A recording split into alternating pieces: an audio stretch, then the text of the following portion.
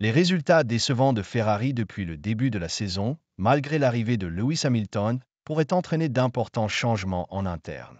En quête d'un premier titre constructeur depuis 2008, Ferrari espérait que 2025 marquerait un retour au sommet, notamment grâce à l'arrivée de Lewis Hamilton pour former un duo efficace avec Charles Leclerc. Cependant, après 9 courses, les résultats ne sont pas à la hauteur des attentes. Bien que l'équipe italienne occupe la deuxième place du classement, elle accuse déjà un retard de 197 points sur McLaren.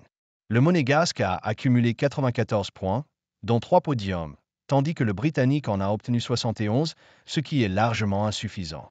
Ainsi, d'après les médias italiens, la pression commence à s'intensifier autour de la Scuderia, qui doit impérativement améliorer ses performances lors des prochains Grands Prix, sous peine de devoir déjà se tourner vers la saison suivante. Au début de l'année, les responsables de l'écurie avaient annoncé qu'ils évalueraient la situation pendant la pause estivale pour décider s'il fallait continuer à développer la SF25. Les courses au Canada, en Autriche et en Grande-Bretagne, prévues jusqu'au 6 juillet, seront donc cruciales pour en savoir plus.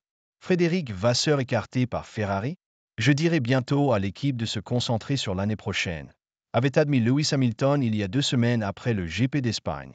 L'ennui, c'est que 2026 marquera l'arrivée d'une nouvelle réglementation technique, et d'après les rumeurs dans les paddocks, Mercedes semble être en avance dans son développement.